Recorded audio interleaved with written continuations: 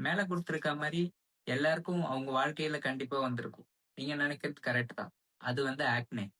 இது வந்து மோஸ்ட் காமனா பார்த்தீங்கன்னா, பியூபர்ட்டி அதாவது வயசுக்கு வர டைம்ல வந்து ஃபார்ம் ஆகும்.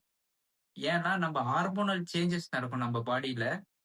அதனால வந்து இந்த சீபம் செக்ரீஷன், ஆயிலி செக்ரீஷன் அதிகமாவறதுனால, ஏர் ஃபாலிக்கல்ல வந்து டஸ்ட் வந்து அக்குமுலேட் ஆகும். அதனால கெரட்டின் வந்து அதிகமா செக்ரீட் ஆவறதுனால, அந்த பாக்டீரியா வந்து என்டர் ஆகும். என்டர் ஆகும்போது என்ன ஆகும்னா, பேப்பிலோ, பஸ்டிலோ ஃபார்ம் ஆகலாம். அதனால ஆக்னே ஃபார்ம் ஆகும். இந்த ஆக்னே வராம நம்ம எப்படி பிரிவென்ட் பண்ணலாம் பார்த்தீங்கன்னா, ஃபர்ஸ்ட் வந்து 1 டேக்கு 2 டைம்ஸ் ஃபேஸ் வாஷ் பண்ணுங்க. செகண்ட் வந்து தூங்க போறதுக்கு முன்னாடி ஃபேஸ்ல வந்து கிரீம், ஆயில் எதுவும் அப்ளை பண்ணாம நேச்சுரலா தூங்க பாருங்க. ஆக்னி இருக்குன்னா, அத வந்து பிரிக் பண்றதோ, இல்ல ஸ்குவீஸ் பண்றதோ, அதாவது அத வந்து உடைக்கிறதோ பண்றது கம்மி பண்ணிக்கங்க. ஏன்னா ஸ்காரா ஃபார்ம் ஆக நெறைய சான்ஸ். இந்த ஆக்னேக்கான ட்ரீட்மெண்ட் வந்து பார்த்தீங்கன்னா, ஹோமியோபதியில நெறைய மெடிசின்ஸ் இருக்கு.